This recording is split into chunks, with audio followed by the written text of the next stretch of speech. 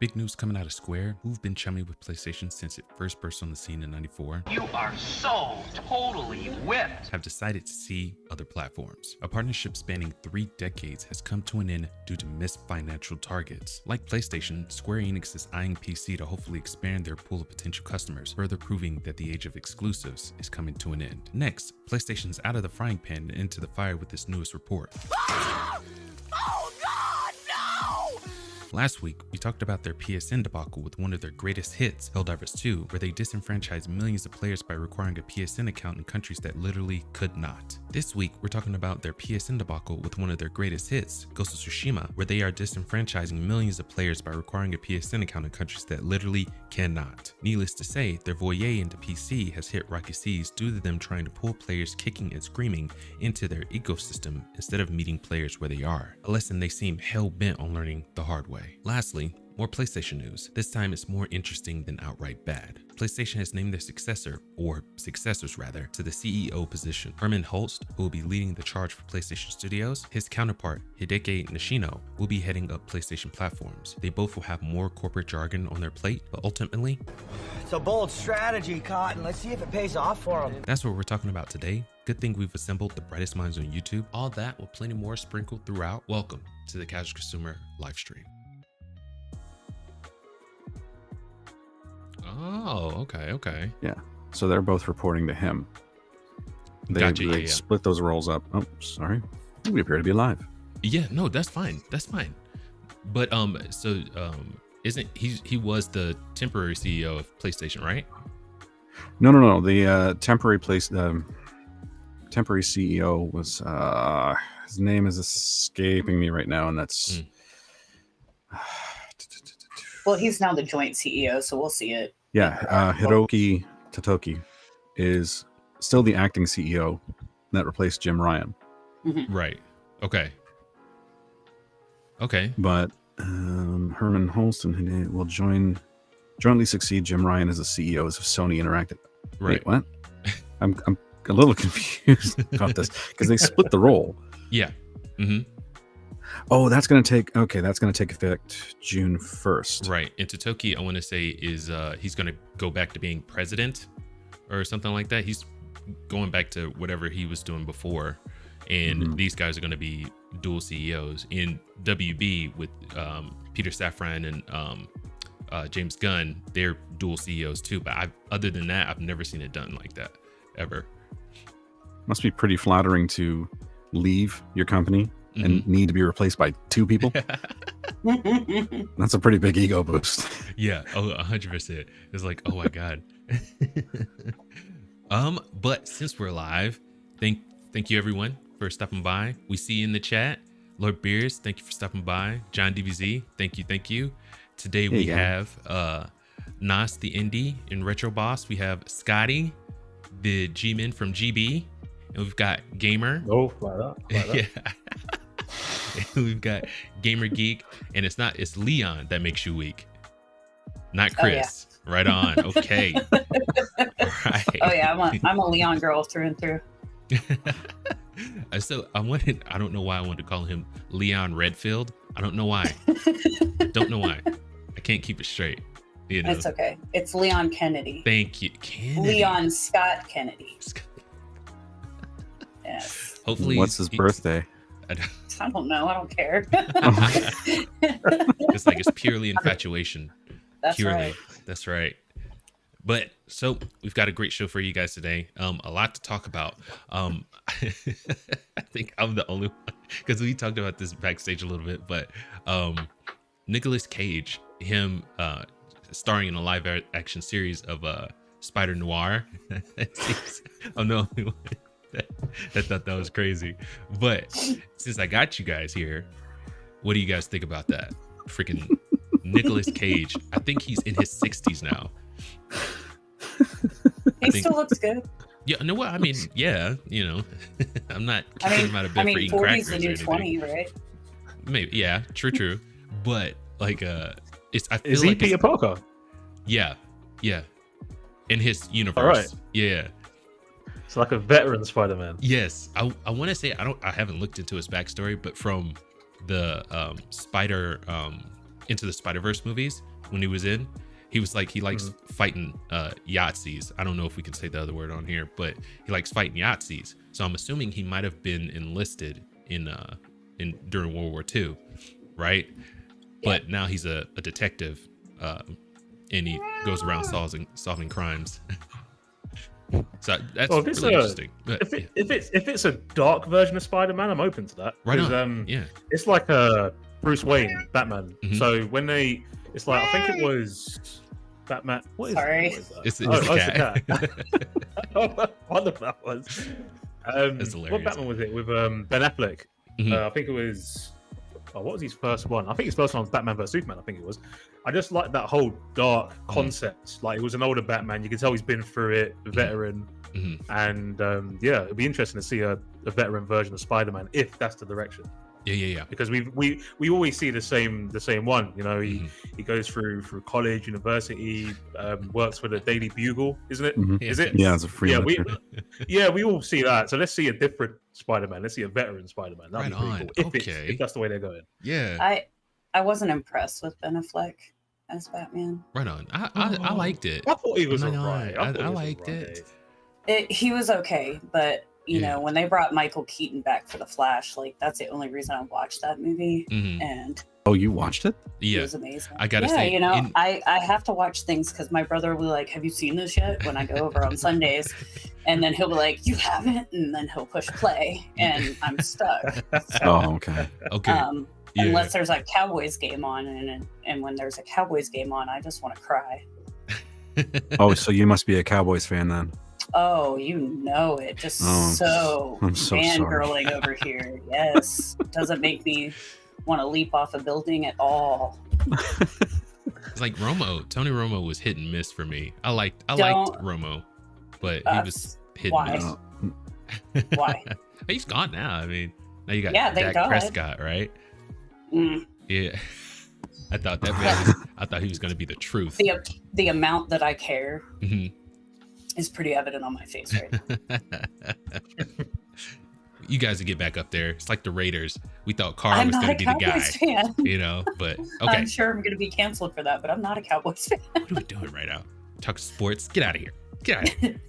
But well, we do. Kind of hard to keep sports discussions casual though. So we're talking about Madden. That's all. It's a video game. Yeah. But no. Freaking just to kind of piggyback off what you said, Gamer. This is I keep looking online. This is a very unpopular opinion, but I liked The Flash. I liked it a lot. I didn't mind The Flash at all. Yeah. I thought it was pretty good.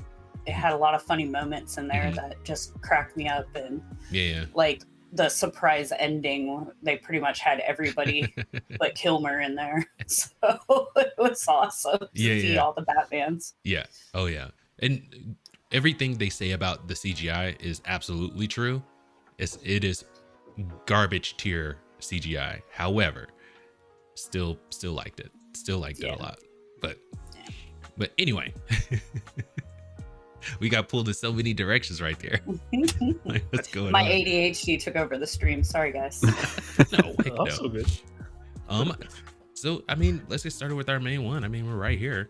So, Square Enix, they recently got back some pretty bad financial reports, and they've announced that they are not going to be going exclusive anymore. And I know, Sony has timed exclusives and then it gets pushed out. They're not doing that anymore. And they're, like Sony, making a push towards PC, which is a good idea, So I had a couple questions for you guys. Right now, for where the game industry is, what is a better profit model than, not holding yourself back from, introducing your product to a bigger pool of potential customers? And is this a wake-up call for PlayStation? Because I know they're making a push to get their to be more aggressive towards PC, to get aggressively push their stuff on PC. Couldn't word that right. But do you think this is the beginning of maybe opening themselves up more to Xbox and maybe Nintendo? Maybe not so much Nintendo, but Xbox, their biggest competitor, I don't see them opening up to Xbox. I see them like opening their door to have Xbox stuff on PlayStation. Okay. But I don't see them playing nice. Like they didn't even want to provide documents for the acquisition. That's right, yeah. To the EU because they were afraid that it would show like PlayStation 6 stuff and all this other things. And they were like, if they get Activision, we don't want to even have it on our platform because then they would have to have these models and stuff and it can get back to Xbox and they can steal our stuff. Yes. Yep. So I get that part. As far as pushing the PC, it's one of the better ideas because some people are like, I don't know if I want to do that. They've already, they've got so much coming to, well, it's more like Capcom has released their stuff on like iPad and stuff like that. But making it to PC would be a really good idea. The problem is that they're going to kill it with the PSN requirements. Gotcha. Yes. So yeah, we're going to be talking about that next, by the way. Yeah, but what's weird is like with Microsoft, you still have to have your Xbox Microsoft account, and nobody complains about that. Yeah. Well, I think we mentioned a couple weeks ago that with the PSN requirement specifically for Helldivers 2, it wasn't that they had the requirement, it was how they went about it. Oh yeah. That caused so much of the issues. Oh yeah, I agree with that. Like, it's just, I don't think that they should have been like 2 months in and been like, hey, by the way. Yeah. Yeah. Yeah. Even I wanted to smack them. Oh. Oh yeah. Freaking so my thing with the PSN accounts and everything like that, in my mind, I can't wrap my head around any other explanation, is that they're trying to get more customers in front of their product, in front of the PlayStation door to walk through and buy a game or buy a PS5 or earphones, you know, that kind of thing. In my mind, that's the only thing I see.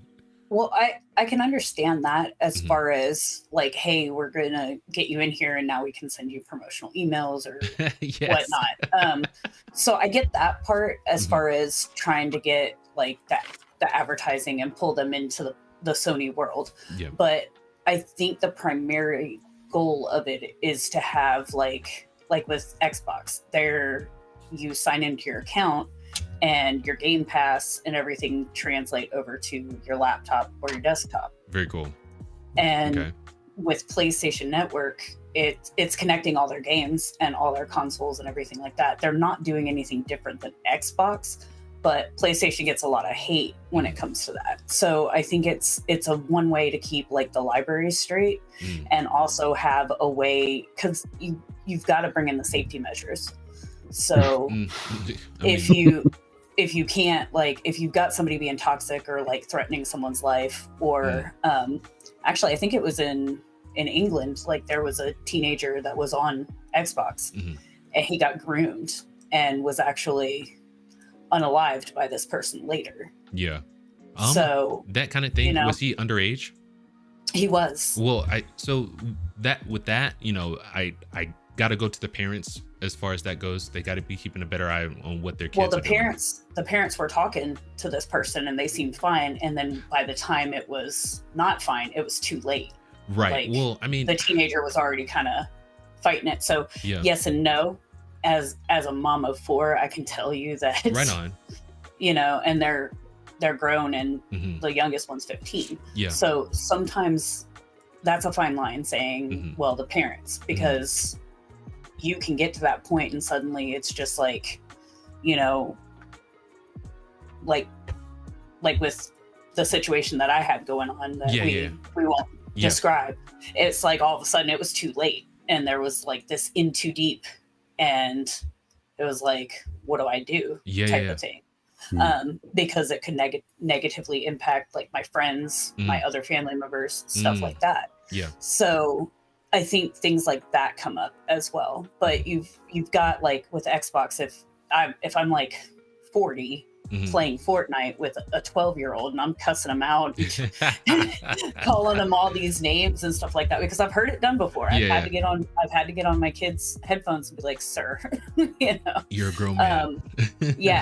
But there's that accountability by having the Xbox sign in and the Epic Games sign in, because both companies have the ability to either ban your account or monitor you or do something. And so I think that's where PlayStation is probably coming from, in addition to, you know, having the libraries connected and so on and so forth. But as far as advertisement, that's every company that's what they're doing. Like even Xbox is doing it. They just do it a little quieter so that it doesn't seem as aggressive. But the problem that I have is that if you're gonna hate on one company for doing it, don't like boost up the other company that's doing the same thing. Right on. We're so used to looking for one bad guy. Yeah. That we don't want to look at the entire industry and say, you know what, everybody's a little dirty. Everybody does the same thing. We're all except for me. I'm like, y'all are all shady. Exactly. I can't trust none of y'all. Yeah. And I get that there's a push for safety and security, but I just don't know if I trust a corporation to handle that, because it all of a sudden there's a change in management and there's a direction change, and it's not necessarily well communicated to the players. You can no longer say this, and all of a sudden people are getting banned, no longer have access to their libraries. That's crap. Yeah. Exactly. Yeah. Because that's happened to my kid before, because someone I actually had to call Microsoft and talk to them on the phone because someone was like threatening like I'm going to kill you. I'm going to do this. I'm going to do that. Yeah. And then turned around and banned your son. Reported him and got my son banned. And I was just like, no, I have the chat right here, you know? And so it, especially when you've got like so many toxic players in specific games, they'll literally just be like, oh, well, they just shot me, so I'm going to report them. Yeah. And that's the them taking an advantage of the system. And that's why so sorry. So if it rises to the level of criminality, now in the case of the kid that was groomed by that adult, I don't think there was, if the kid didn't report it and the mom thought it was okay, there would be no way for Sony to know that there was an issue with a grooming going on, not unless they're constantly watching. And I don't agree with that at all. It actually wasn't Sony that it happened on. Place. So where was it? It was on Xbox. Oh. It's hard to make up rules that apply to every single possible situation without affecting more situations than it should. Oh yeah.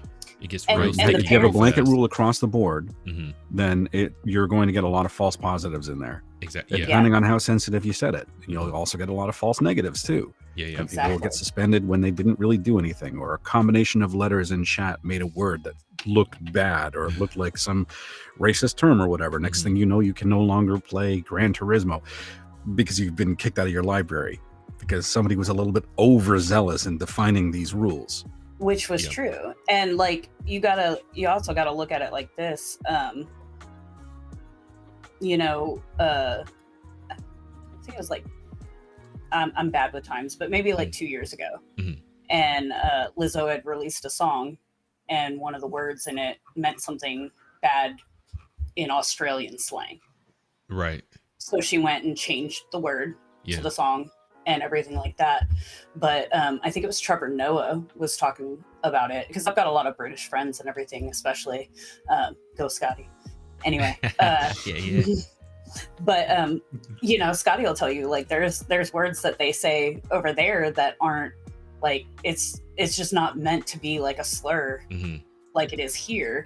And so you've also got that. So it could be somebody in a different culture is saying something, and then like the other culture is like, whoa, and then reports them. So you've also got that. I know that with the child that the teenager that got groomed, the parent actually wasn't blaming Xbox or anything like that. It was just like the whole, like, online as a whole, like, hey, how can we stop this from happening to other people? Type thing. And it's just like such a broad thing, I just assume stay off of online play, or if I'm on there, I don't do like the mic and everything like that. So I'm not trying to make friends with everybody in the planet. I want to say that Fallout 76 is the first like online game that I've really played with strangers, but I don't really interact with anybody. I'm pretty antisocial, so right on. That's a good way to be in this day and age, you know what I mean?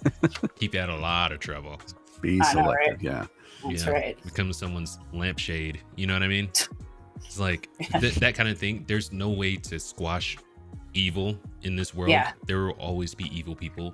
The only way is to kind of mitigate in your vicinity. Like with my kids, if my kid doesn't play online, none of them do. And if they do, if we play Brawlhalla or something like that, we're playing together. You know, you're not talking to any crazies out there. Okay, son, calm down. I'm not about to read on the news, like while I'm out or something on the road, that, kid slain by, crazy person online. I'm like, nah, that's not happening. Yeah. No. It gets crazy. I'm like, no. Man, everybody's got a different idea of what the word evil means anyway. That's true. I mean, there are some we don't all that's the interesting is we don't all agree on some of what these words mean. 100%. There's a dictionary definition, but then there's also a personal definition that everybody has. Evil could be somebody that cuts you off in traffic. You might call that person an evil jerk. That's excessive. I use other names. Now, you've been online. You see how Butthole. true. So do I. This is a family-friendly podcast, Yeah. so I don't really want to use those words. That's great. But yeah, no, it's relative. I totally get what you're saying. You know, in certain situations, it might be different to different people. 100% agree with you on that. Yeah. Oh yeah. But how you bridge those gaps between different cultural sensibilities is not something that I don't know how the hell you figure that out. That's why not something that can be figured out in an afternoon. You know, this is a gaming live stream. We're not trying to solve all the world's ills. We just want to talk about games. We just want world peace. That's World peace. That's too big. We want peace in our gaming. That's right. Yeah. Peace in our gaming. Yeah, that's a T-shirt. Yeah, exactly. But Gamer, you said something. So it's kind of relating to why we have the PSN accounts and things like that, and Microsoft. When it comes to Microsoft, they're integrated into PC really, really well. You know, they're pretty airtight because, I mean, you know, Microsoft is a, you know, computer company. Right. In Xbox, they're console, PC. With Sony, they're not so much PC, you know? So if, I'm not saying everyone, but if you have an Xbox, you probably play PC too, you know, and have your Game Pass on PC. So for me, it makes sense to have that carry over, you know, that carry over into that. With Sony, since they're not so much geared towards PC, I guess until they are, that integration is more seamless like Xbox is. I don't think they should require people on PC to have a PSN account, just because it's creating way more problems than it's creating solutions for people, you know? Yeah, look at Ghost of Tsushima. You can't play it in 177 countries. Right. And so the way that I understand it, it's the multiplayer aspect of Ghost of Tsushima. You can still play their single player, so you can still go through the campaign and everything. So it is still worth getting for sure on PC. As far as I'm aware, it's not being sold in countries right now where you don't have a PSN. That is also a great point. Yes. And the same for. This is the other part that I don't think it got a lot of attention, but so for the existing players in the world that didn't have access to PlayStation Network that bought Helldivers 2, they can still play it. Yeah. But so those people were grandfathered in. But right now, if you look at Helldivers 2 on SteamDB, it's still restricted in those countries. So any new people can't buy it. Yes, that's right. Which is crap. They're working on it. That's what the CEO of Arrowhead said. He's like, they're going in and working on it and everything like that. And so I guess they haven't solved it yet. That sucks. I mean, what do you do in a case like that? You've got these people that are waiting to play this game that has been hyped up the yin yang. What do you do? You get rid of PSN immediately. I don't understand why it's not available in those countries to begin with. Like, what's the holdup? Yeah. Well, like we were saying, you know, if you at least have an Arrowhead account, like Epic Games has an account. You know, like you've got GTA that they have their account with Rockstar and stuff like that. You know, make the PSN voluntary, like optional, like if you want to do it that way, and let the companies have their accounts. You know, I mean, it I don't think it's going to be the same. Like Epic and Rockstar are huge, so they're able to have like that specific like part of the company where they can ban and monitor and do stuff like that. Not every company is going to be able to do that, but let the companies have their stuff. Like Square Enix has an account. You've got WB Games has accounts. Epic Games has accounts. Rockstar has accounts. I mean, pretty much every developer out there has some sort of account that you can have through their website, and they give you an incentive to do it. Like, hey, if you sign up for your WB account, we'll give you these outfits in Hogwarts Legacy if you connect them when you boot up the game. So, you know, that's a gentler way of doing it. Yes, it's a gentler way of motivating people into your ecosystem, if you want to put it that way. Yeah. So, I mean, let the game devs have their account requirements as far as the games go, and let the gamers game. Yeah, And that's how I feel about it. It's like, I don't think we got along fine without having to be integrated into these networks, PlayStation Network, the Xbox network. Why do we need it now? And that's one of the biggest things for me. I can't really see any other reason other than to promote the products and services that they have. Yeah. Well, I don't like having to use Microsoft, like Xbox games. I don't like having to sign into everything and set anything up when I boot up a PC. Right. I'm a Mac user, but I have PCs all over. I've got the gaming laptop, we've got the desktops and stuff. I don't like the fact that I have to do my Xbox stuff. I have Xbox accounts, don't get me wrong, but I don't like that I have to set that up. But I understand why, because of the Game Pass thing. PlayStation Plus is not going to succeed on PC the way that it does on consoles, because you've got Steam.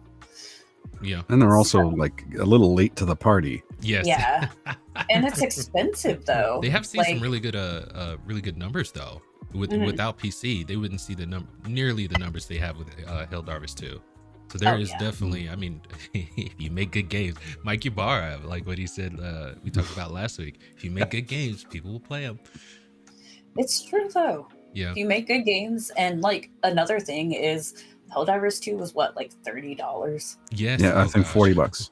Yeah, $40. 40 bucks. That's not bad. No. That's not bad in comparison. That's fantastic. So great. I mean, you think about it. Yeah. I mean, yeah, especially in this market. So you had something that was multiplayer online, which is really popular.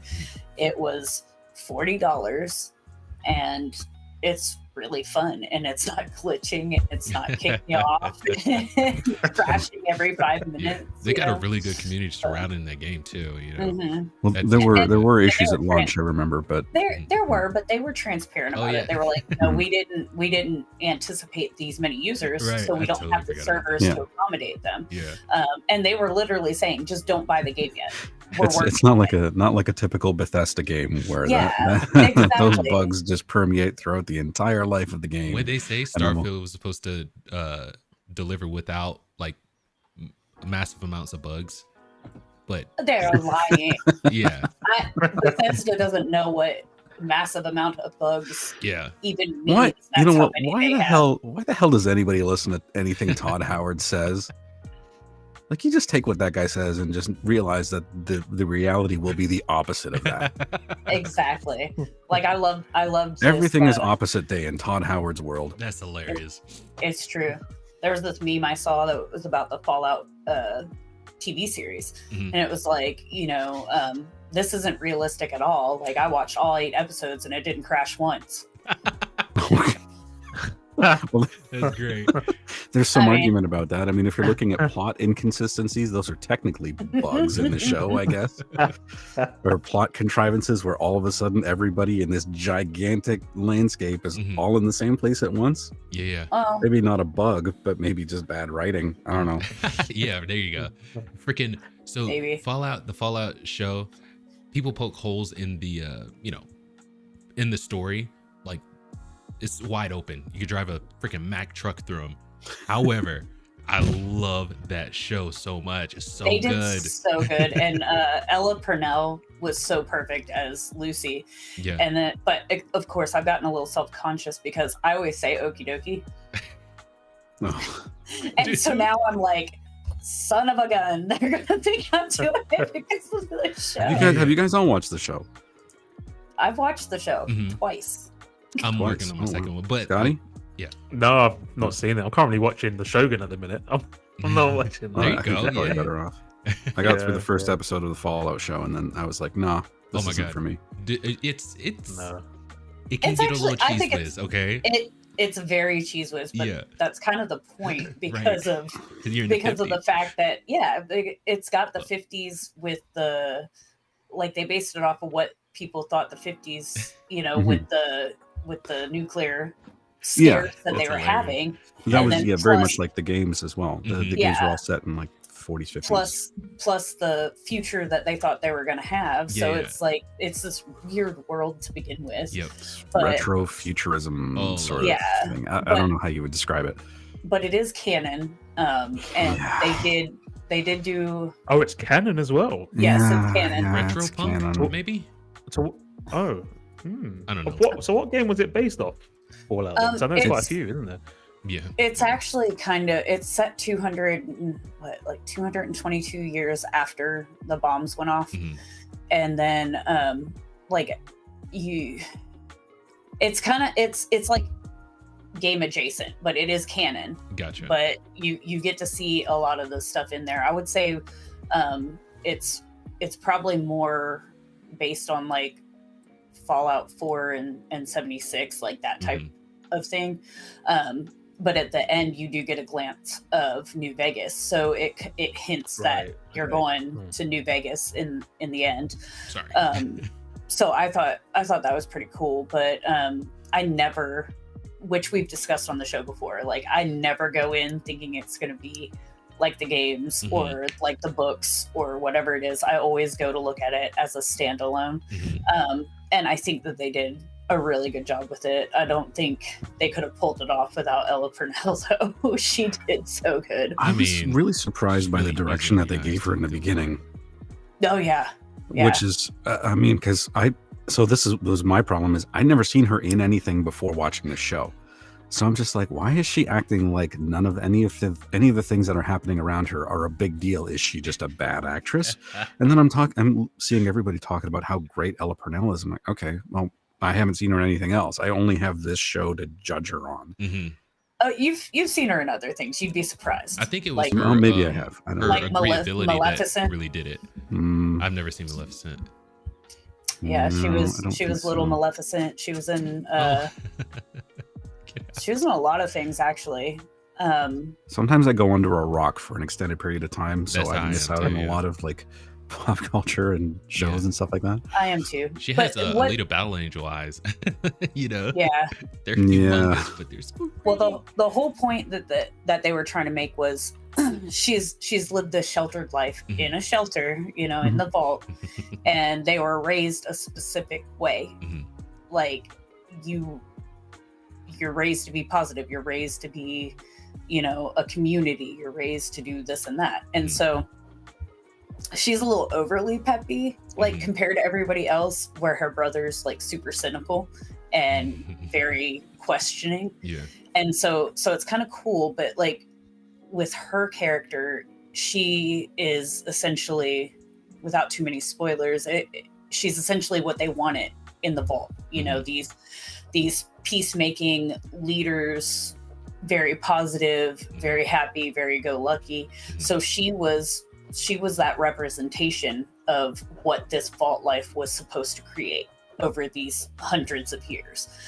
And then she gets out in the world and it's like this huge shock, but she doesn't let it change her really, and so you still see her, she's like having to do outrageous things and seeing outrageous things, including ghouls. I mean, I would have probably passed out, like just like I'm looking at you like a skeleton face, boom, I would not have been that positive. And she's just like, okay, all right. Yeah, okay. When she opens the case to the ghouls, oh my god, I was like, she's like, this is weird. No, come on, please don't eat me. It's like your name's Mara, or what was it? Your name's Megan or whatever. Whatever the name is. Your name's Megan. But I mean, Martha. That's right? Didn't Martha? There were those. Why did you say that name? Okay, Batman. that was a bit silly. Just digressing. That was very silly. Yeah, I didn't like that. Can't help it. Every single time I hear the name Martha now, I always have that in my head. I know. Scotty, do you have anything for the Square Enix? No more exclusives or anything? Yeah, I was going to ask you. So, what do you know what game specifically? Because, like we said in our chat, because Sleeping Dogs was Square Enix, wasn't it? And that was on multiple consoles. So I don't know if this is like specific games. So is it what other games is it? Final Fantasies and stuff like that? Right. Those type so of games. I want to say Kingdom Hearts was exclusive to PlayStation 2, but they're cutting that out completely. No more time exclusives. Right. It's bad for the bottom line. So they're gonna say, our games are for everyone. It's probably not selling well, and right. And so I think what really spurred it on was Final Fantasy 16 and how it was a PS5 exclusive, and not everybody could get a PS5.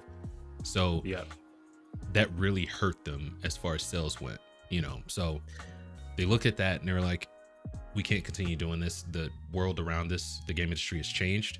So we're gonna have to change with it, you know, in a smart way. I think this is a smart move. Yeah, no, I think you're right. I think I mean, ultimately, I think personally, if you like a game, you should be able to play it on whatever you want. That should be our mantra. We should say it every time we start the live stream. You like a game, play it any game, anywhere. Yeah. Preach, Scotty. Oh, I like that. Any game, anywhere. No, write that down. Write that down. I know. I gotta get it before Mikey Barra says. Working marketing. I know. It really should be, though, you know, and I get where Square Enix is coming from, because you're right, you know. Now, I think when Final Fantasy 16 came out, that was like last spring, so it was starting to become easier to get a PlayStation 5, but they're still very, very expensive. Like, there's not been a price drop. Normally at this age in the life cycle, it would have already seen at least $100 drop off, but because they didn't have them available, they weren't being sold. So I get where Square Enix is coming from. I don't mind timed exclusives, but I'm saying something like, you know, either like a month early or whatever before it's released. Something short, not like, oh, we're gonna have this exclusive for a whole year and then maybe we'll give it to you. Like, so what's your sweetheart number? I would say I would say like a couple weeks or a month at most. You know, gamers want a game. Let's think about a scenario here. Scotty, you're an Xbox guy, right? So the game's coming out that's super hyped, but it's only coming out on PlayStation. How long do you think would be a good amount for you to have an exclusive launched on another platform and you sitting here waiting to be able to play it? How long do you think would be a good amount of time before you start getting downright resentful? Resentful? That's a good question. But I've got a PlayStation as well. Oh, so okay. Well, forget that you have a PlayStation. No, we can still use that. We can still use that example. The thing is, with shooting games, I prefer an Xbox pad. So let's say Helldivers, for argument's sake. Let's say everyone's raving about it on PlayStation. I'm sitting there thinking, do I buy it on PlayStation or not? I'll probably wait. If it's 30 quid, then I might get it on both. Depends. But I think the longest I'll wait would probably be, I don't know, you know, that's a good question. Would you say 6 months, more or less? 6 months. Oh, 6 months. It depends, because we live in a world now where everything goes on YouTube. So if it's a story-related game, you're seeing a spoiler somewhere. Ooh, that's a good point. It's one of those. Unless I stay off the internet for about 4 or 5 months, but that's not going to happen. I would say a few months. It's a really difficult question to answer, you know. I think that's reasonable. A few months is fine. You raised a very good point, though. So I want it within a month. It's like with Helldivers 2 coming, or not Helldivers, but Hellblade 2. Hellblade, with that coming out. We know how salty I am about that being an Xbox. I will eventually get it, you know, if they do bring it onto PlayStation. But if I have to wait a year, I'm like, nope. Nope. Well, I'll wait till Ninja Theory gets shut down by Xbox and then I'll buy it. How about that? Because I think that's really messed up, man. I think it's messed up. Well, if it hadn't been an exclusive for the first game, I wouldn't be as mad about it. That is also true. Yep. You know what I mean? Yeah. But I've already warned my son, like, I'm stealing your Xbox on the 27th. But if not, like, I also have the PCs, so I'm playing day one because of Game Pass. But I want to buy it, of course, because we know how I am, and I would love to have it on PlayStation just because I'm just more comfortable with their controllers and everything else. Not that I hate Xbox, because we have Nintendo, we have Xbox, and we have PlayStation, and I say that all the time. It's just, it's not about the console, it's just about what you're comfortable with. And most gamers want a game. I don't get into that Xbot and pony smack talk that they got going on. Like, if you love Xbox, go for it, man. That's awesome. Are you gaming? Are you having fun? Do you love it? Okay, cool. Yeah, I can't remember who made the point. Pardon me. But if it's story driven, then if it's story driven and it's a single player game, that exclusivity should be short, maybe like a couple of weeks. Because you don't need to worry about server capacity that much if it's a single player game. You just need to make sure that if you're doing live service, that you have people able to check in and check out, but you're not actually hosting anything. For like a Helldivers 2, where it's not really story driven, it's just a multiplayer game. Waiting a few months, like launching exclusive on one platform and then waiting a few months, also gives the developer time to right size their server requirements for the anticipated number of people that are going to be playing it. It also gives you a secondary marketing push, because when you have all of these influx of new players to the game all talking about it, then it's going to get people that might have fallen off back interested in it.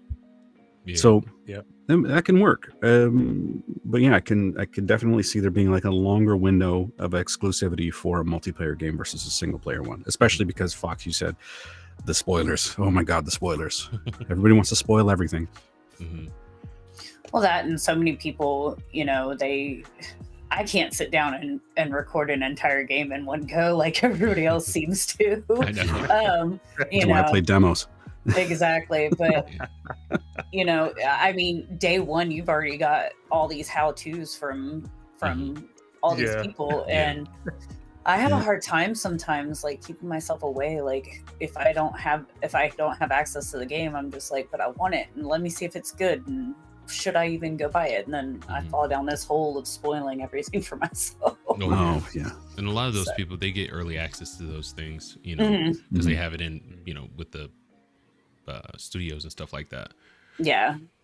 So, which you can apply for if you've got enough of a YouTube following or a Twitch following. They'll give you the games early enough.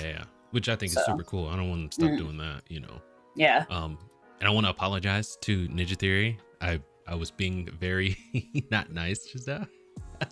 I don't want to see you guys shut down. Okay. No, I just don't want to see any more timed exclusives waiting for a year. I think that's baloney sausage. Okay. Plus, we're a little mad at Xbox. We're a little mad at Xbox for shutting down all these studios.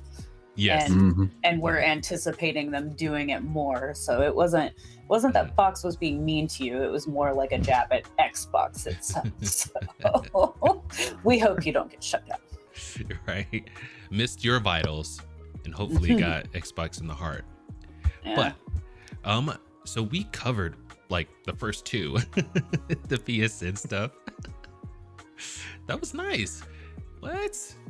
Everybody, great job. I wasn't sure. I thought we were, because we started off talking about the Square Enix stuff, and then we went into the PlayStation stuff. I guess because they're so related, it's kind of hard to have one, not talk about the other. Well, I mean, you've got Final Fantasy came out, God, decades ago, and you could pretty much get it on anything. So I think, again, you're alienating your fan base. And I just don't. I get the exclusives. I get the whole people won't try as hard if there's not exclusivity, and it can hurt sales and stuff like that. But gamers want to game, and they want to be able to game on whatever they're on. That's why you've got Mortal Kombat coming to Nintendo and so on and so forth. Like, it's. Oh, is that confirmed? Well, 11 was on it, and it was good. The graphics weren't horrible for 11, and 1 was just laughable. Yeah, it was bad. Real bad. Yeah. Oh, no.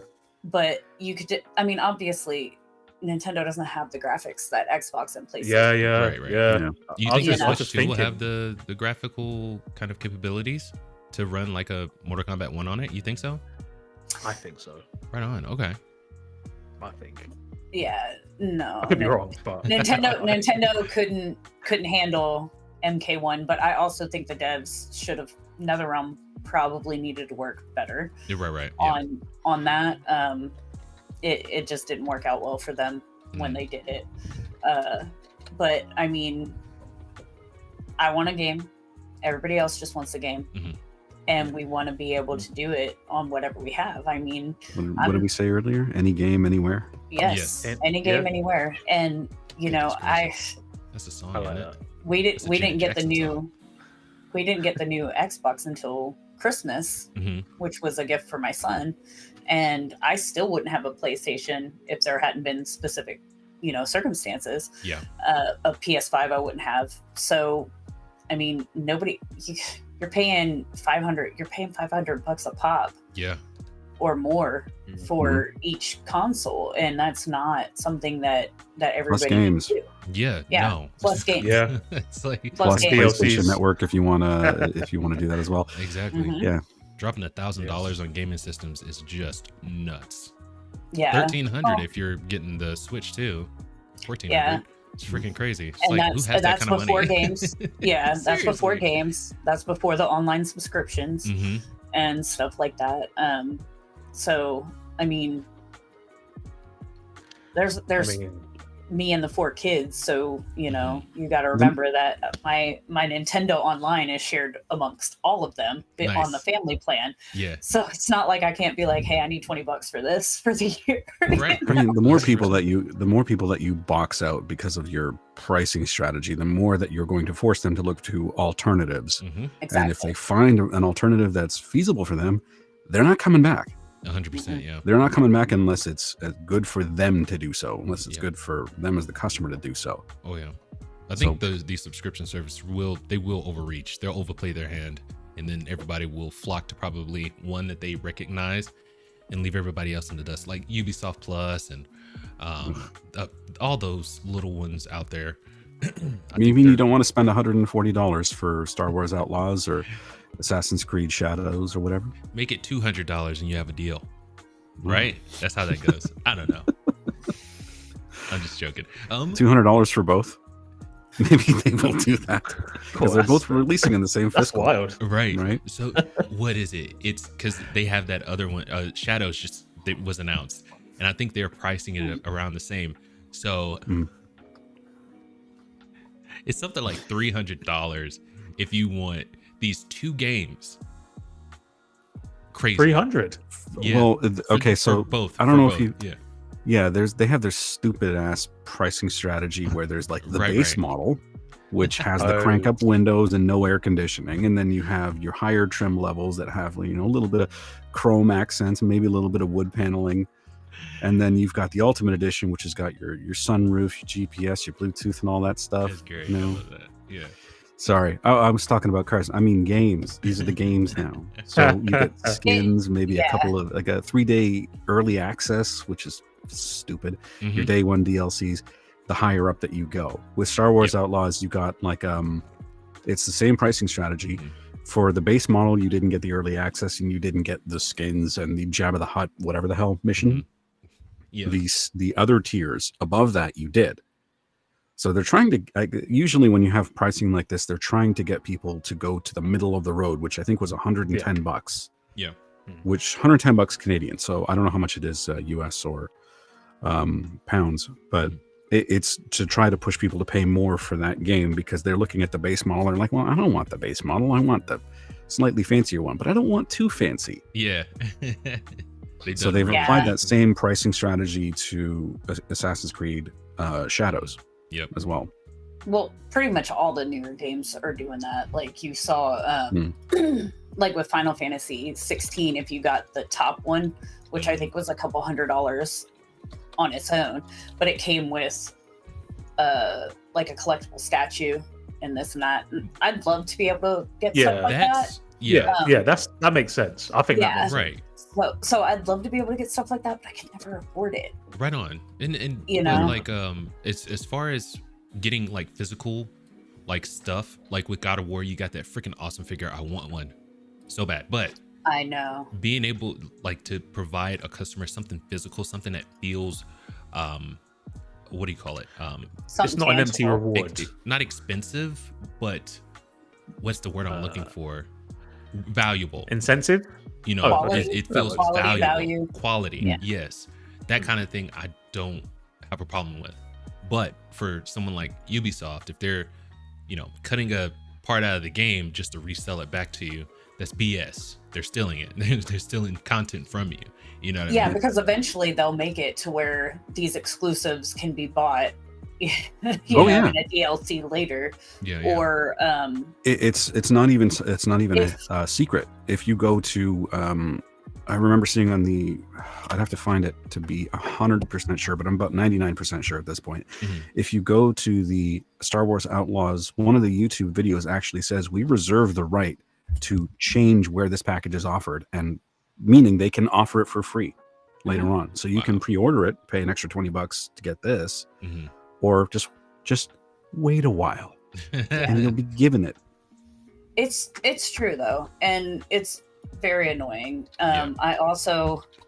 I did get digital for Hogwarts Legacy because it gave me early access, like a week or something early, and I got like the extra stuff, and then I love that they do like Twitch drops and stuff like that. That's always pretty cool. But yeah, I hate how Ubisoft does it because they are expensive anyway. You've got the base model, and then you've got the mid tier, which is barely better than the base model, and then you get the top of the line one that has like, you know, self-driving car and like cuts your hair for you and polishes your shoes and stuff. So I found what I was talking about. Sorry, go ahead. I was gonna say, but with all those microtransactions and skin sales and weapon sales and everything that they do with Assassin's Creed, it just makes me want to shake the crap out of them. Like, don't make me pay $70 for a game and then drop another $100 just to get this and this. Even with a top tier, they still do that. You know, like they make it impossible for you to earn the online currency so that you can get the stuff. You know, and then charge you out the wazoo for the microtransactions. It's just, I hate that. Like, yeah. All right, back to you, Nos. I'm getting mad. Oh no, it's all good. You have every right to get mad. But on the Star Wars Outlaws official story trailer YouTube video, this is from Ubisoft's official account. It says with the pre-order bonus, receive the Kessel Runner bonus pack *, including a cosmetic pack for your speeder, so a skin, which who gives a crap, and a cosmetic for your starship, the Trailblazer, which I saw the ship in the trailer. That ship didn't. You know what it looked like? It looked like a Mass Effect transport ship. When you go from the Normandy down to a space station or the Citadel, it looked exactly like that. Anyway, but underneath that, we understand what the * now means. Offer, content, and dates subject to change. Content may be available for purchase and or as giveaways separately at Ubisoft's sole discretion at any time. Hilarious. So that extra money that you're spending, you don't need to. You just have to wait a while. Yeah. Never, ever buy an Ubisoft game when it launches anyway. Oh, that's any game. You're guaranteeing you're going to be spending more than anybody else ever for that. Well. There is a game which they're working on, I believe, called X Defiant, and I think I might buy that. Though it's free at the minute. It's a shooting game. Free to play? Oh. Yeah, it's free to play. But I think, like, if it's good, I'll buy it. Like, free games which are good, I buy it. Yeah, I buy it. Right on. But yeah, the Assassin's Creed and stuff like that. Oof. I just think they're milking the market, to be honest. They've been doing this since the first one was great. Yeah, one of my favorite games. It's like the first three, I loved them. Second one was good as well. Second ones I loved. And then it just got a bit. I mean, the concepts were good. Like, I like, because I'm a big fan of history, so the whole Egyptian mythology and stuff, I like all of that. Yeah. But when games start to feel a bit rushed, and you just know, right, we're just giving at you because you're going to buy it. Just giving at you because you're going to buy it. It's like, are you guys really thinking this through, or are you just like just milking the market? Milking it, man. Those teeth over there are battered and bruised, dude. They're milking the crap out of the market. I have a copy. I have an unopened copy of Assassin's Creed, I think Odyssey, a physical disc for PS4. never opened it. I bought it for like $10, and I just, after Assassin's Creed Black Flag, which I loved. I'm not saying anything bad about that game. I loved the game. I loved the shanties. I loved the ship-to-ship combat. It was great. In that order, I love those things. And then I got Odyssey, and I'm like, I think I'm done with this whole series. Hilarious. I don't want to play it anymore. As Assassin's Creed 3, the whole thing that spoiled me for that was in all of the everything around the game is surrounded this Templar who was a former assassin named Daniel Cross, and I'm thinking, I can't wait to get this guy. I can't wait to have this epic fight, which I'm hoping will be extremely difficult. I want it to be challenging. I want to feel like I've earned the victory here. And then you go find him, and he's just running away from you. And I'm like, what the hell is this nonsense? I was owed a fight. I've been hearing about how badass this guy is and everything that he did, and he's running away from me like a little from a like whatever. I don't want to like a little chicken shit. What is this nonsense? And so mad at that game. You were like a teapot right there. I didn't want you to explode. You know what? I'm just gonna clip Noss's like sound bites and just use it for my content. I think it's brilliant. Yeah. Chicken shits. Nos has got some great ones. Yes. I have a couple friends that love it when I say rat bastard. So where's that from?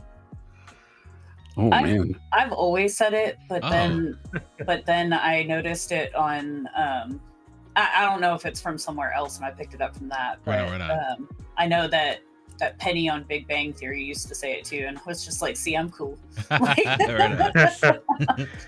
All right. I don't think that works. That doesn't work with a British accent, I don't think. Rat bastard. Doesn't sound... Nah, it doesn't. I love it. You've got a whole host of other things that you can say that don't apply to like a North American... I love it. Yeah, no, rat... now in the British accent. Yeah, rat bastard now. There's also different British accents, so some work better than others. So, I mean, I actually have a really bad Southern twang.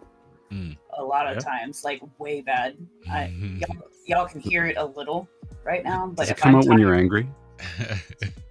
Yes, I get like that too. Okay, sometimes, like if I get real ignorant and it reverts right back to where I'm from. Yeah, not right there. I've lived all over this country, so my accents are crazy. Like my youngest used to say yesterday when he was younger, and you could tell like my Philly came out in that, but which sounds a lot like New York and Boston sometimes. But he'd be like yesterday, and I was like, you were born in Texas, like you don't say yesterday, like. It was funny, but yeah, I get that real bad Southern twang if I'm around people that have it, if I'm tired or if I'm angry, and I can't control it. But I work very hard to not have an accent, and Scotty knows because I gave him an impression of his own accent. That was very good. That was good. Yeah, that was good. All right. And Fox, sorry, before you move on, I heard your accent as well, your British accent. That was all right. Well, I heard you I didn't say miss it. that. I didn't miss that. Copy you. That was. I think it sounds good. It's slick. Yeah? It's like beans on toast. Right? Am I wrong? I screwed that up, didn't I? No, that was good. Oh, okay. All right.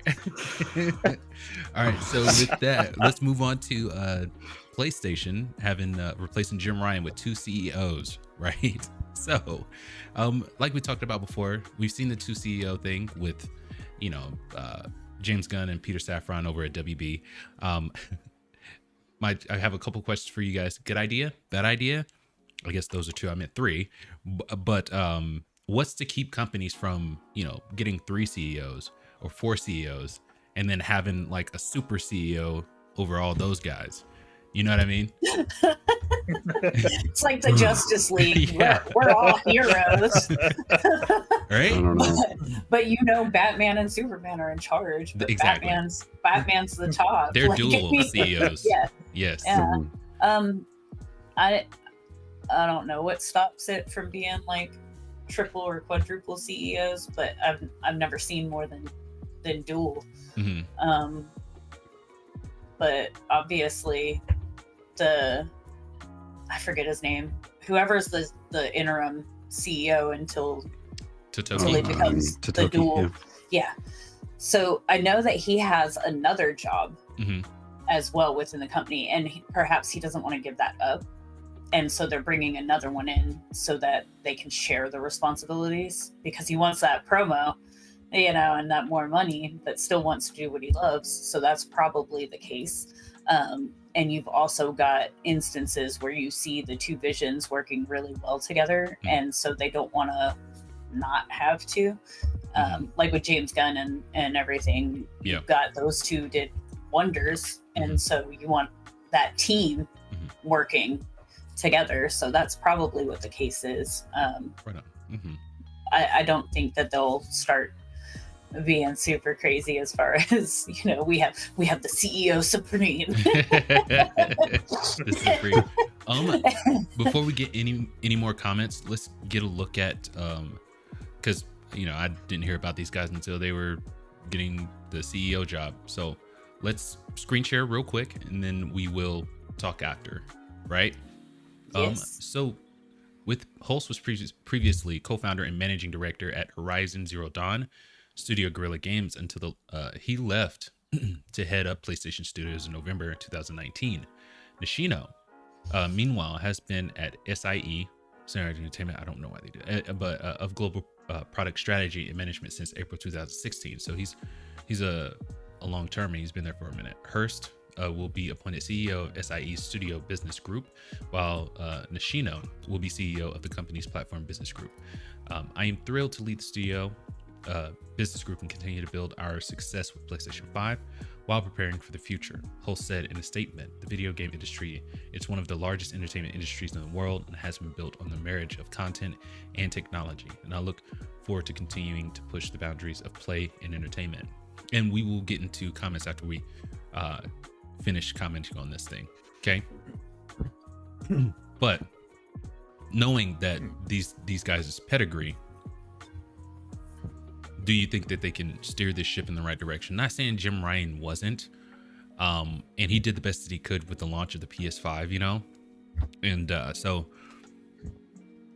do you think they'll be able to get the ship back on course to where it needs to go to be, profitable?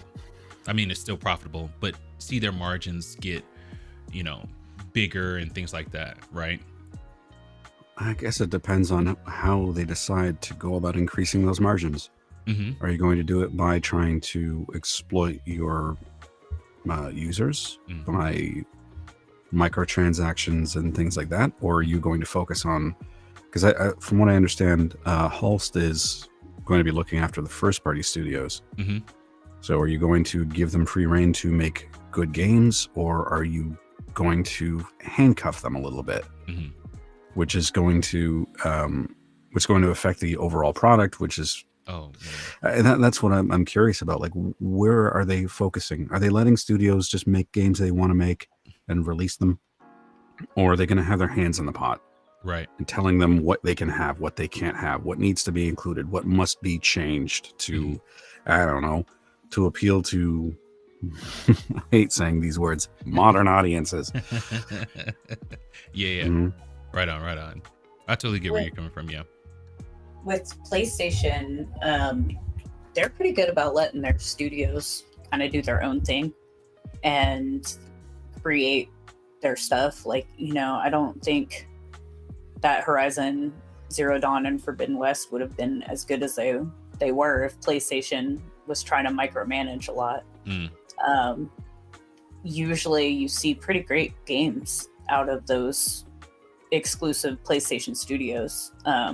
And from everything that we've seen, PlayStation tends to be more hands-off and let them do their own thing. I mean, I'm not 100% sure, but it seems like they kind of let them do their own thing. Again, is new management going to keep up with that? Won't know yet. You could argue, though, that there's been a bit of a change with the Helldivers situation, Ghost of Tsushima, and the PlayStation Network requirement there, as well as the whole Stellar Blade thing and that censorship and all that stuff. I agree, but that's been fairly recent took over?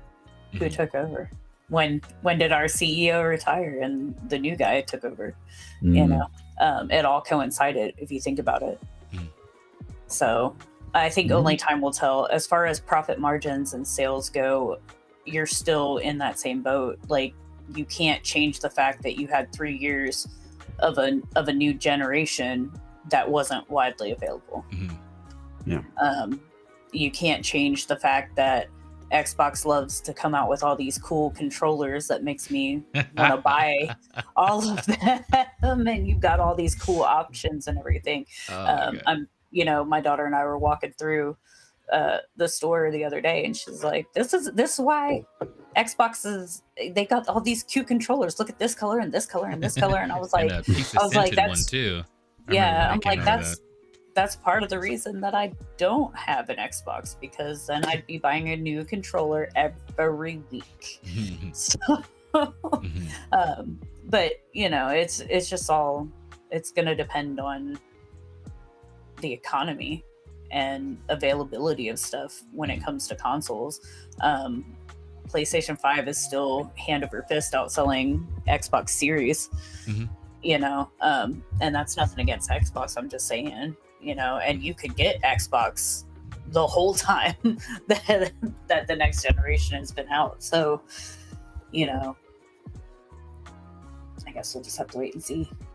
What do you think, Scotty? Yeah, no, I agree. I think you have to wait and see. But I don't know, 2 CEOs just sounds like too many fingers in the pie. If you've heard that saying, basically, when it comes down to decision making, right? So we got to report to 2 CEOs. What if one likes it this way, one likes it that way? It's just, I don't know. I think, as Gamer said, we'll wait and see. As Nar said as well, what are their margins going to be like? That needs to be factored in as well, because are you going to increase game prices? Are you going to let developers develop what they want to develop? Are you going to say, right, games have to be built in this way, that way? We'll have to wait and see. I mean, PlayStations will settle. I don't think that's going to be a problem. But I think, so for example, I think we mentioned it in the chat. I have no intentions of buying a new PlayStation anytime soon. Yeah. Because you haven't given, I don't think, the fans enough exclusives or create enough exclusives to say, right, I'm going to buy the next PlayStation because I can see the progress. I can see what you guys are trying to do. At the minute, and I think I said this to you, Fox, when we first started speaking, the best exclusives PS5 have are PS4 games. Hey, that's and true. That's not right, is it? That's not right, is it? But and I'm not throwing shots at PlayStation, by the way. It's the same with Xbox. Like, there's no exclusive on Xbox. I mean, the new Gears of War hasn't been announced. I think there's rumors that'll be announced this year. Halo was supposed to be out, I think, when Xbox launched. It wasn't. And it's just, where's the exclusives all round? Where is it? Nintendo will always have their exclusives of Super Mario and whatnot. They're always winning, but yeah. Keep making movies too, Nintendo. Yeah, exactly. But we'll wait and see. What do you think, Fox? All great points. Holy crap, that's a really great. I gotta give shout out to Beerus, because he did send this to me, and it's along the lines of what you were just saying, Scotty. It's half of all PlayStation gamers have not upgraded to PS5. That's why, freaking Square Enix can't make any money if their exclusives are on at least PlayStation 5. But as far as the 2 CEOs, I totally get where you're coming from, but it looks like they will be handling like totally different departments from each other. So there won't be any crossover with that. Okay. But there might be. You think depending on, because Sony has a habit, like many other publishers, large publishers, of acquiring third parties and bringing them under their hat as first parties. So there is, because Hulst is going to be handling, I believe, first party teams, first party developers, and Nishino will be handling third party and indie studios. So there may be some overlap there. Okay. There could be overlap. But I think they've probably done like a fine definition of who has what role and what decisions. So it will probably work out. If they didn't define it, then that's where the clashes are going to come from. And as far as Beer is sending you that with the half the users haven't upgraded, it's because there's been no need to. There's not that big of a difference between the graphics are great on PlayStation 5, but they're also still great on PlayStation 4. This is true, yeah. PlayStation 4 still does really great stuff, and because of the consoles not being available, hardly anybody was buying it. They're just now starting to get to the point where they're like only available on PS5, and that's been like, I think in the last year or so, right. Or like you have to wait 6 months to a year to get it on PlayStation 4 is how they started it, but I mean, it's with almost, you saying it's that, almost like sorry. Go ahead, Nos. Sorry. No. I was going to say, because of the lack of availability of PS5, it's almost like you've trained the gamers to be grateful for what they have on PS4. They have no incentive to go to PS5 because they waited. They couldn't get one. So they're like, okay, well, what I said earlier, I'm going to find an alternative. And once I find it, there's no guarantee I'm coming back. Yeah, exactly. Like, I still have my PlayStation 4. I still play PlayStation 4 games and everything like that. Most of the people that I know still have PS4 and have to play PS4. I know my brother was upset because he bought I think a pool game or something for him and my nephew to play. Yeah. And he was like, it's only on PlayStation 5. And I was like, so remote play from mine, bro. And he was like, oh yeah, I can do that, right? And I'm like, yeah. So he doesn't even need a PlayStation 5 now. He'll call me and be like, are you playing? Nope. Okay, I'm hopping on. So I was gonna ask what I lost it again. Just give me a Sorry. second. No, you're fine. Do you think so do you think Sony should be gearing more towards maybe PlayStation 4 and PlayStation 5 instead of just telling developers to only focus on PS5? Yes. I love that. You're like, yeah, I love it. Yeah. I mean, I get you're trying to make the push, but that's one of the worst things about new generation consoles is that usually within 6 months to a year, they're cutting you off from the previous generation. And that, a lot of times you can't afford it. The way that it was for me up until actually PlayStation 5 is the closest to release that I've ever bought something. Okay. It's usually, I didn't get my first Switch until 2019, middle of 2019, and it released in 2017. It's a really solid system though. Goodness gracious. Yeah. And I've been wanting one forever, but the only time that I got games at launch or close to launch was when my dad was buying them for me for Christmas. Right on. You know what I mean? Which he was still doing into my 30s. But because he was just so awesome. That was my thing, and he never was like, grow up, that's ridiculous. Never. That's a solid dad right there. Yeah, but with my PSP and my Vita and all the way through PlayStation 3, it was I got my PlayStation 3 a month or two before PlayStation 4 came out. Okay. Because they were having massive sales on it and I could afford it. Yeah. Yep. I was this single mom, going through life with just supporting with no help. So I couldn't buy consoles. And I don't feel and especially now, you're just getting to the point where they're widely available for PS5. However, there's been no price drop whatsoever. And you're still trying to alienate half of your users because they're still on PlayStation 4. That's not okay. You're trying to force them into a new generation, and I hate that.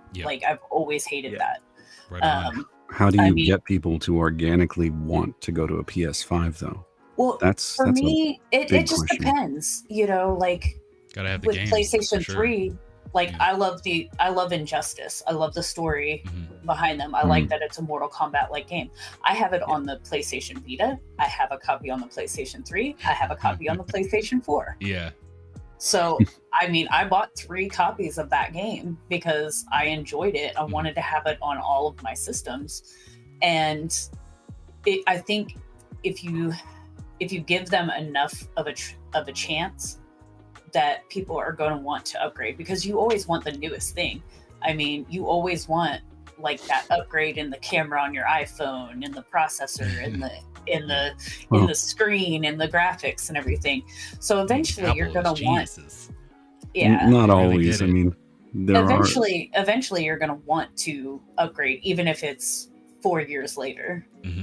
Well, yeah. I mean, if it's several years later, I mean, I represent an underrepresented group of people called patient gamers, I guess, who are totally fine waiting until things drop in price or bugs get worked out, and then dipping my toe in, because I'm not paying the premium price for having it first and foremost. And not to say anything, if you want to do that with your money, that's whoever wants to do that, it's your business. Yeah. But I'm usually that person that I wait at least a minimum of a year. Oh yeah. Yeah. Especially for games, for Bethesda games, then you want to wait because you have to. You want it to be playable. Yeah. And it's still not. Yeah. So what if they bricked the PS4 like they do with the phones? You're like, freaking. I'd be getting a passport. However, I'd never buy another Sony product again. But that's the thing. iPhone does it, and people still line up out the door to get iPhones, even though they don't change much from the next generation. You know what I mean? Here's the thing, though. Yeah. Like, I think it was with the 14 is when they started kind of blocking out the 6. It was either the 13 or whatever. Like, it was iPhone 6 through 13 it was compatible with. So they had blocked out 5. So you're already on 13 and they were still including 6. So yeah, I get it, but you're going years past before they're like saying, no, you can't have that. So like, have you ever had a phone like recently, your phone now? Like, I know whenever I had like the 10 back in the day, freaking, I would still have like gigs and gigs of memory left, but it always hit me with, running low on memory. You know what I mean? So just my question is, like, phones, especially iPhones, do you see it moving a little bit slower? Do you see them hitting you with messages like, oh, you're running out of, space and everything like that, even though you've got like 100 gigs left on this thing? Absolutely, I do. Run slower. People are trained though to upgrade their phones more quickly than they are their gaming consoles. I'll give you that one. Yes, 100%. Yeah, they are. What you can do with it is very different, and also just by nature of people having contracts with cell phone providers, which when you renew, usually you have either a discount on a new phone or you get a new phone for free outright. It's like comparing console gamers to mobile gamers. They are technically, by the strictest definition of the word, gamers, but they operate very differently. Right? Mobile games has microtransactions built in from day one. That's never changing. But with console gaming, it's been something that's been introduced a little bit more gradually, because they haven't been the same type of gamers. Right? One was acceptable because it's always been there. It's been grandfathered in, more or less. And for console and PC gaming, it's been something that's still a little bit new-ish. Yeah. Okay. That's a good point, though. So with mobile phones, do they release a new version every year? Yeah, at least Apple's do. Yeah, that's interesting because they cost about $1,000, don't they? Like £1,000, like $1,400 now. Yeah, more than that. But then consoles aren't released in like every 5-7 years, so that's a very good point. So it is true though. What you do, you're on your phone constantly, and you do so much on it, and it's very, very different. So very true. I can see the need to upgrade more. I'm more of a every 2 to 4 year type of person. Like, I've got the iPhone 13, but my kids still got an iPhone 11, if that makes sense. Right on. Yeah. I'm at a point where I will upgrade when my current phone is completely unusable. Yeah, I like that as well. Squeeze as much life out of that damn thing as I can. Yeah, I've started doing that. I'm not gonna lie, I've started doing that. Yeah. I get that 100%. Yeah, I really do. But as far as the consoles go, I think it needs to be I mean, 3 to 4 years in, I could see them starting to wean and go towards the new gen, but it wasn't like that until we had so much trouble getting a hold of the PS5s. I think it needs to stay like that because you shouldn't be cutting off PlayStation 4 gamers. 100%. With all that being said, that is a really great point. Let's get into comments real quick. It's 11 now. We're getting close. We're getting close. But let's go ahead and start here. Lord Beerus. Sorry, I'm cutting off your guys' name. Sorry. Mortals, gather around quick because the legendary Fox Master is hosting a new positive intellectual live stream panel discussion coming soon. He's the host with the most chill vibes. Let's Fox and go. Thank you so much, Beerus. God dang it, dude. You're too kind. Yeah. He's too. It's true, though. It's true. Oh, it's thank true. you guys. Stop it. You're so chill and awesome. I love it. Well, I picked the greatest group to be around too. You know what I mean? You guys are awesome. Thank you. I know about that. I know about that. Well, I'm glad. Thank you. Lord Beers, good morning, afternoon, and evening to the panel and chat for Universe 7. You're all wonderful people. Oh, I have to thank Lord Beers. He sent me a couple videos. I said on X that Super Saiyan 4 is my favorite transformation, and he sent me a clip of Goku and Vegeta Super Saiyan 4 transformation. It was dope. Great. Thank awesome. you. He's good like that. Yeah, Lord Beerus is awesome. Yeah, he's always 100%. On it. Mm-hmm.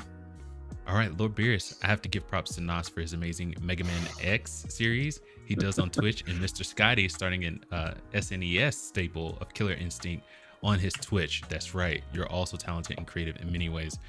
100% agree. Oh, thank you, man. Appreciate that. Yes. Killer Instinct was one of those ones unnerving. About. Yeah, it's a little unnerving playing a retro game and having the master watch you.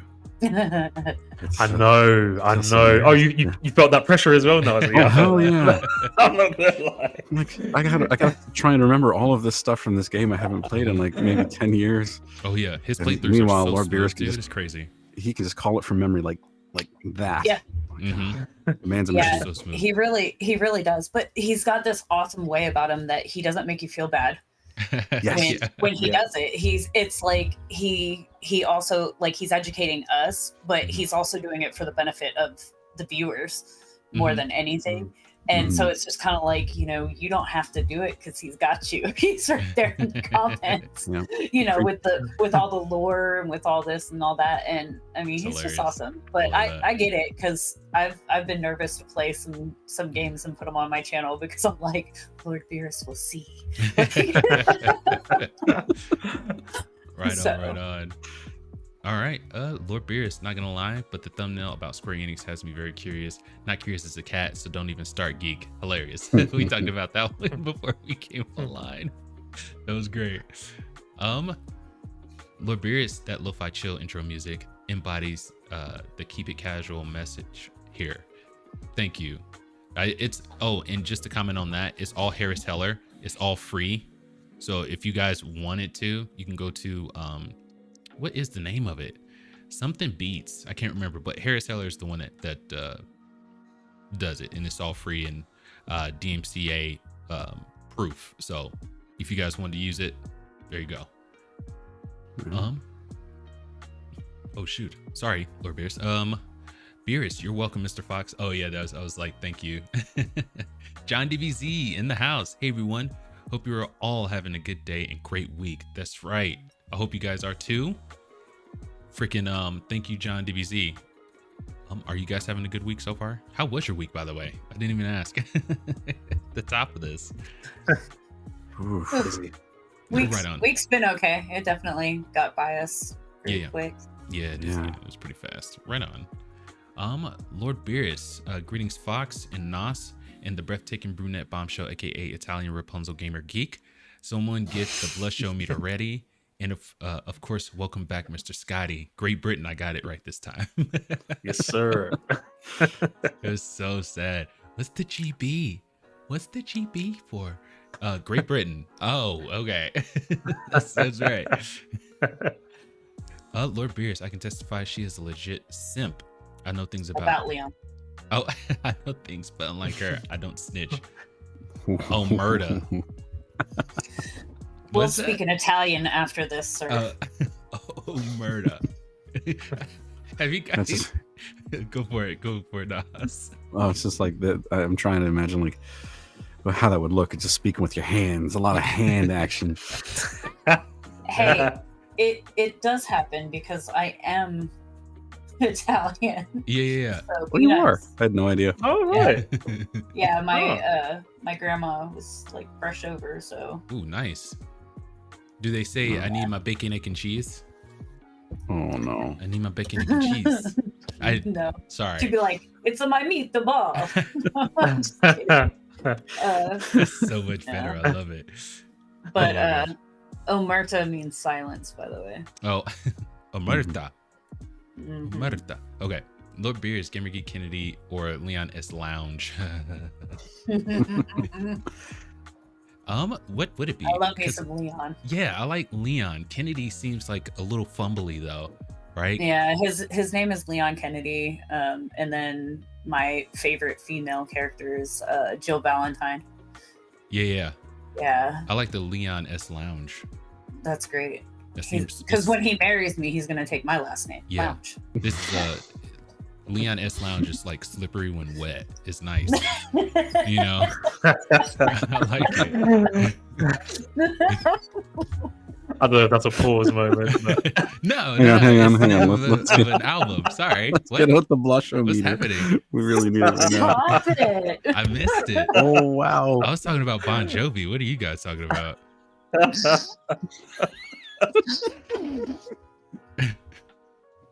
Oh jeez.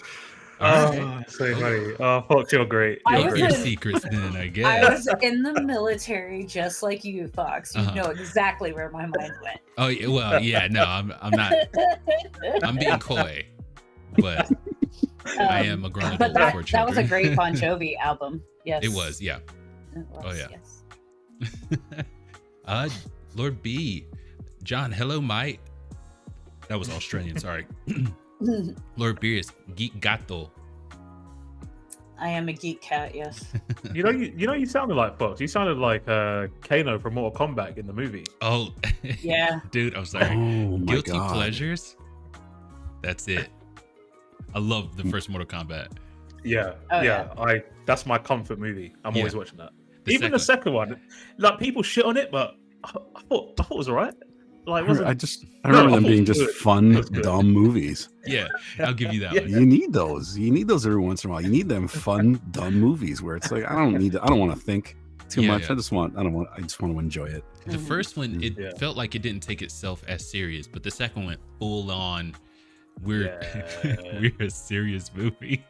It's like, but you're not. I mean, the And first five they're on minutes.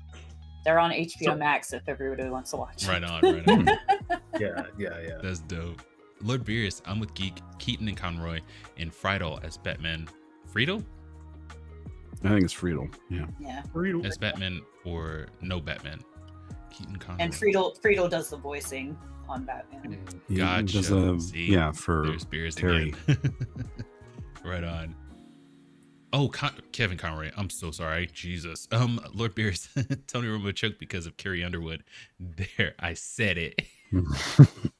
Was she the one was she talking about Romo when she was talking about keying up someone's truck and stuff? Is that her? Or Tony Yeah, Romo? that's her. Tony She's like, Romo. I dug my key into the side of your car. Yeah. Dude, it's a fantastic song too. Took a baseball bat to both headlights. Yeah. Let a guy do that though. We're hemmed up and freaking thrown in the back of a cop car. I'm telling you, it's getting worse on women out there. Don't be psycho like that. And don't you ever hit a man and expect not to get hit back. Like, you're wrong if you do that. This is you keep your hands to yourself, everybody. You know, y'all call me and I will come throw hands for you. just keep your hands to yourself. Use your words. Exactly. But you used to don't go be hitting ham, gamer. You when you were young, you used to beat kids up all the time. Yeah. Mm-hmm. Yeah. Well, peace. Well, Well, these couple of boys decided they were going to unplug my my Mortal Kombat machine when I was playing, and so I had to take them outside and handle up. It was like the 80s and 100% justified. I'll give you a pass on that. That's justified. But I've always known how to fight. But my mom told me that if I was man enough to hit a man, that I needed to be man enough to be hit back. And that's how I was raised from the time I was like little up. So I was never that girl that would be like, oh well, you know, I'm gonna hit you, but you can't hit me because you're a boy and I'm a girl. Like, no, if you touch another human being, expect them to defend themselves or fight back, but you should never be putting your hands on anybody. I know I joke around about catching these hands, but right on. You know, but seriously, like I'll see people do that all the time, or like my son will say, "Oh, I can't hit a girl" or something like that. I'm like, no, correction. If she hits you, you restrain her. If she keeps going, you knock her out. Like while you're calling 911. Like, I tell you what, you're the only one that can say that. You know what? We're moving on. Yeah, we get cancelled if we said it. Y'all don't have to agree with that. We'll stay it out of it. What is like, right? Yeah, y'all don't comment on that, but I'm just saying. So if anybody out there is gonna date my children, know that I told them if you hit them, they can hit you back. I mean, yeah. World peace. Yes. We're moving on. Just don't be throwing hands. Nobody should be hitting anybody. Yeah. The Warner Brother execs are the ones that hated The Flash the most. At least it wasn't Dragon Ball Evolution or the hot trash Velma series. Am I really wrong, though? No, you're not. You're 100% correct on that, Lord Beerus. Lord Beerus again. Boog, Kenshin, and Panda. Safe travels on your side quests. Come back to this battle party stronger ASAP. I 100% agree. Oh, that's right. John DBZ. Huh? Still haven't been on here with Panda. I'm looking forward to that. He's not returning my calls anymore. Oh no. No, I'm just kidding. You've been ghosted. Yeah, I know, right? I left on red.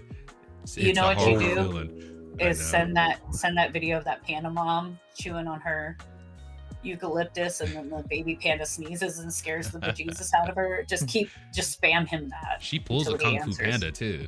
She's like, ooh. She's like, I'm ready. When I first saw that video, I was watching it and my first thought was, that looks like me. Like, you know, like I scare easy, but I'm like immediately like ready. Yeah. and then like everybody at my office was like, this reminds me of you. And I'm shut up. John WZ, the Flash movie was okay next to the Blue Beetle movie. Some of the Marvel and DC movie were hit or miss. 100%, yeah. They were hit or miss, especially after Endgame. Yeah. A lot of misses. Does anybody care about the next Avengers series or the next Avengers movie, whenever the hell that's coming out? I did. I don't even care about the Blade movie, and I love Blade. When Kang the Conqueror came, but obviously we won't know what's happened with that. But yeah, I was looking forward to that because my older brother's like really big on Marvel, and he was telling me all the comics, and he said, right, the comics, it's likely the movie's going to play out this way because of going down this route. So I was like, oh, cool, it sounds exciting. But now obviously there's the whole recasting thing, and I don't know about you guys, but when they recast a character, I get a bit. Yeah, I don't like it. Out of yeah. You got to warm to them again, and it's like a Batman Begins. Katie Holmes, she played Rachel. Have you seen that Batman Begins? Yeah. And then the Dark Knight, she was played by, is it Jake Gyllenhaal's sister? Yeah, Jake. I was gonna say Jake Gyllenhaal's sister. Maggie Gyllenhaal. Yeah, that's the Maggie. one. Maggie Gyllenhaal. It was like, yeah, that's the one. And it's like you had to adjust. Well, me personally, I was like, oh wait, that's not Rachel. And it's like, wait, what? At first, I didn't even notice. I was just like, oh hey, a new chick, just like in every other Batman movie ever. There's never the same one. I'm not against recasting, especially if like if something happens to the character or the actor, for example, like Chadwick Boseman. I think you should have recast him. You've completely killed the character in the Marvel Cinematic Universe unless they do some sort of multiverse. Technically, yes, but at the same time, like they were trying to be respectful of the actor himself and the family that remains. But the way that is that the only way they could have done that though? What they did though is pay attention to the end of the movie. They brought his son in. I remember. Are you guys familiar with the series? It's about a Greek slave that rose up and Spartacus. Thank you. Yes, Spartacus. And the lead actor, he died of cancer, and they recast him. You know what I mean? Still a really good series. You definitely lost a step losing him, sure. But I still think that he should have been recasted. He's not bigger than the role. You know what I mean? It's not Black Panther playing Chadwick Boseman. It's Boseman playing Black Panther. You know what I mean? Yeah, that's a good way to put it. I agree. But I thought it was kind of sweet that they were trying to be respectful with that second one. Right on. Yeah. The sister becoming Black Panther was kind of. Yeah, that was. I didn't enjoy it as much, but like it was rubbish. it was rubbish. It needs to go right in the bin. Yeah, it was trash. Scotty, I need a clip of you saying that. It was rubbish. It's rubbish. But, I mean, let's not forget Terrence Howard was originally in the first Iron Man. He was recast as Don Cheadle, and he was War Machine, right? He was War Machine, right? Yeah. And they actually addressed it in the beginning, like, well, I'm different. We'll get used to it, whatever. And then that was it. And it was just Don Cheadle was War Machine going forward. That's a little meta moment, but and it worked. I like Cheadle up until recent stuff, recent movies, but that can work. It doesn't have to be a big deal. Yeah. It depends on the recasting and the actor. Sometimes it comes out better when it's recast. I didn't like the sister becoming Black Panther, but she fought it, and then she was kind of like, I'll do it for this, but it's not going to be a permanent thing. So I did like that because they still left it open to where later there's going to be another Black Panther, and hopefully it'll be really awesome. But yeah, it's kind of fallen downhill lately with the quality of the movies. Oh yeah, 100%. Yeah, I think because it's one of those, because I was saying this to my girlfriend the other day. We have this constant argument: what movie's better, Infinity War or Endgame? Now, I say Infinity War personally. Yes, I think, but I think that run, we can all agree on, that run was very historic. Yeah, and it's not. I mean, the writing. Has the writing gotten worse, or is it because that run was so historic it just can't be matched again? The lead-up was both bonkers. I agree with Nas. I think both. But Infinity War run was awesome. Infinity War was it was I think it was like the first 10 minutes when Thanos was just kicking ass. Oh dude. Oh yeah. He killed someone. In the first 10 minutes, he kills Loki, and he goes 1-to-1 with the Hulk. Yes. Yeah. And beats the crap out of the Hulk, which I mean, right away, you established him right away. That was good writing, because you didn't need to say how dangerous Thanos was. You just showed it. Yeah. That's it. It was what movie was it? Because I was quite late to the party, so I watched all the Marvel movies late.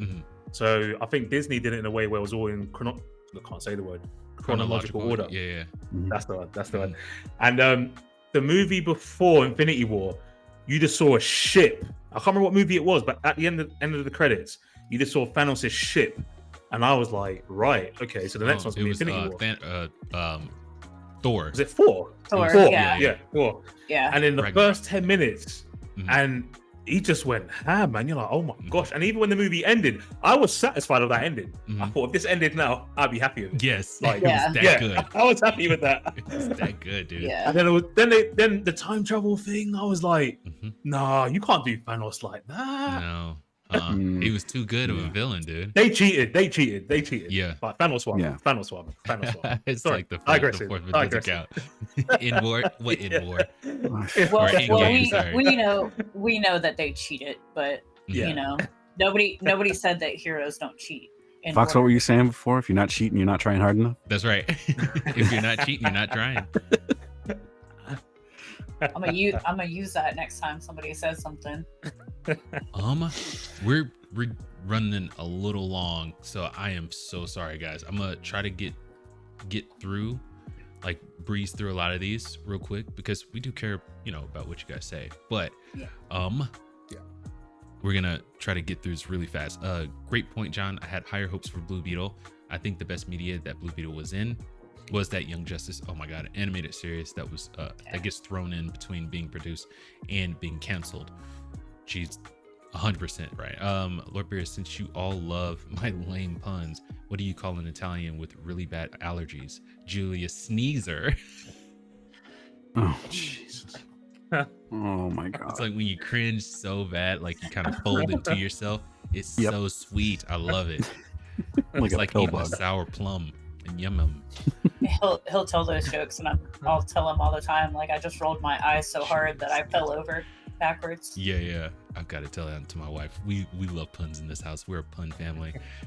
Lord Beerus, if you're talking evil beings, you must include me. As a geek, she could go on for at least a year about me being an evil, rude demon punk, but she's always says such sweet things about me anyways. You are a sweet guy, so you can be both, bro. 100%. Yeah. Sour Patch Kid over here. Exactly. Sour Patch. Lord Beers, Geek was scared over that show, but she deals with Umbrella and Tyrant and Nemesis frequently, and those are worse than anything on that show. She needs her blue beret to get her back in that mode. See, I thought about getting a blue beret just for you, but I would never wear it the way that they do in the games because that's incorrect. I used to wear a beret in the military, and I would have to shave it and shape it, and then put it on, and then people would be like, "That doesn't look like the cosplay." So I'm not getting a blue beret. Oh yeah. If you want, I'll pull my black beret out and I'll put that on for you. Right on. Do it on Twitter and see what he says. Like get your phone out and then put it on Twitter. Just do a Twitter poll. I'll follow you guys. I'll follow that for sure. Yeah. Johnny VZ, 2 to 3 months, I'd say would be a good time PlayStation only. I gotta say, I agree with that. Get people to move over to your ecosystem, but unless it's a single player story, then it should be 2 weeks to a month. Yeah, no, 100%. I thought you were going in a different direction with that. I don't know why. So. Lord Beerus, Geek is gritty and wants it ASAP. Okay, Daffy Duck. I don't know what that was about. I'll give you Daffy Duck, you little punk. Johnny BZ, if a Nintendo game like Smash Bros was only Nintendo for a year, or Xbox Gears of War for a year, what PlayStation mainly do is make games to rival the games COD, Rainbow Six, Metal Gear Solid. I do think they get into their creative bag a lot, but they use those as tools to make money, like the COD replicas and things like that. As long as they're good. Mm-hmm. Yeah. But I mean, Rainbow Six started okay. Splinter Cell was really good, but I think that was Xbox, right? Yeah, I think it was. Can't remember which one it was though. Yeah, but I mean, it's okay. It's okay to have like the similar but different franchises, but I just, like I said, you should be able to play your games when you want to, and Knoss is saying any game, anywhere. Any game, anywhere. That's right. Anytime. That's right. we need you to do a soundbite of that. Any game, anywhere, anytime. Oh, sure, not a problem. That's right. I want to say when Rainbow Six started out, it was on everything. Or am I wrong? I don't remember. I haven't played those games. I remember not playing it because I was like, we have Metal Gear Solid at home. You know what I mean? Yeah. So I didn't play it. That's the one of I love when people say that. It's my favorite thing. We've got this at home, and it's a crappier version. That's like one of my favorite memes. With the Rainbow Games terrorist hunts and stuff like that. I think the first Rainbow Six game was. I remember Rainbow Vegas. I think Rainbow Vegas was the game. I'm thinking of Splinter Cell. Yeah. Sorry, that's my bad. Vegas was 2006 for Windows, Xbox 360, 2007 for PS3 and PSP, and a mobile for 2006. But the first Rainbow Six game was 1998, 99. Oh, wow. For Windows, Mac, N64, PS1. DC, what the hell? Oh, Dreamcast. Oh my God. Whoa. What the hell's DC? Deep cuts. Deep cuts. Love it. DC before and the fall of Game, Sega. Oh man. Game Boy Color in 2000. Game Boy Color. Love it. The GBC, Game Boy Color. Oh, I remember that. I don't know some of these acronyms. What are Wow. these? That was it. Purple. The console was purple. Was it? Yeah, it was like a transparent. Yeah. Yeah, I think it was had purple. What's this? like the see-through purple, the translucent, and then That was the different atomic colors. purple. Yeah. And then We're there talking was about the Game Boy Color? Yes. The Game Boy Oh, Color. Yeah, It was and the word red color, one, purple, the colors green. weren't colors, weren't they? I think it's a Game Boy in colors and different colors. Yeah, I remember that. Mhm. Oh my gosh. Yeah. Right on. Throwback. Yes. Kicking it old school. We're getting old, guys. Lord Beers, Fox wasn't being mean. I don't like you. I'm the old. I'm like the oldest one. I'm including here. myself Like, in this. We're all getting old. I was there. Leveling up. For the We're leveling PS1 up. We're getting when more it launched. seasoned. That's right. I was there when the Game Boy didn't have color. Yeah. I got the Game Boy. The for dark Christmas times. when it came out. Dark times. I was there when Game Boy wasn't even backlit. Exactly. Oh shit. I Literally the dark times. You try and play that in the back of a car at night. it was when so your dad's driving cool. home. Yeah, you can't do Yes. anything. You have to buy an attachment light on top Yep. of the console to attach it. Have you I ever did seen? that. Have you ever seen the Game Boy with all the attachments on it? It's And then enormous. And then they gave you the Game Boy Light that was backlit, but it was only in Japan. Oh, Another man. deep Yeah, cut. really? Yeah. Then So, you have, but like, I The I got magnification on it. yeah You had I got that, I got the Game Boy for Christmas after it launched. So yeah, I'm that old. Come on. We're all that old. Lord I- Beers. I got the Apple II in my computer lab. Okay, so yeah, I'm old. Apple II. We started Yeah. out with the IBM. I know wanna you say. did because you're a lot younger than me. Oh, Okay. Gamer, we're gonna have like an old offline. Okay, That's great. we'll do that. We'll talk about all the things that we remember. Dang. Okay, I'm I'll show trying to you my remember. collection but- of Popples Ah, and Pound Puppies. Okay, you got me. Lord Beers, Fox wasn't being mean. He's got a good heart. That's totally fluffernutter hogwash. I do remember because that can apply to this right now. You know, I wasn't being mean. John DVZ, there have been games you're okay with PlayStation having, like a God of War next to Xbox borrow Ridge Racer. Yeah, God of War feels like it's a Sony game. Well, I mean, they own the studio that made it, but it feels fundamentally Sony or PlayStation in my opinion. You know, and just like Halo feels like Xbox, and it might just be because they've been with those. I was gonna say because they've been there forever. from the beginning. Mhm. Hasn't Santa Monica like always been PlayStation Studio? I want think to they say have. yes. I think they have. I think. Yeah. Here, let me. Yeah, God of War on any other console would be weird to me, if I'm honest. It really wouldn't. And Halo yeah. would be weird to me if it wasn't on Xbox. Like I would be Yeah. like, this isn't right. If I can type. Just keep in the comments. Beerus will have the answer for us. So it was founded in 1999 as a subsidiary of Sony Interactive Entertainment, and since 2005, Yeah. it is part of PlayStation Studios. There you go. So it was under the umbrella Mhm. first, Mhm. and then it was Studio. Okay. So see, it was still always Sony. Yeah. Technically. You know, because I So, want to say, yeah. when did first God of War come out? I was in high school, so it's like 2002, 2003, something like that. Around that. Yeah, Yeah, I think so. I think 2002. I'm gonna say. yeah. That's what I would assume. We too. we should definitely do like an episode on stuff like this, It like was- what year was this out, all of that, everything. I was gonna start us out with like, the 90s. What was out that time? I was gonna start that, but I decided against it because I'm always late, and I was like, that's scrapped. Don't have time. all I'm thinking is you mentioned when a game comes out and there's like a cascade of like cringe. where some people are like, oh, I played this played this game when it came out. I was in high school. And then other people are going to be like, well, I was having my third kid, or I was on my 50th birthday, or something like that. Yeah. I was fighting the war on terror. There you go. I was Operation Enduring Freedom.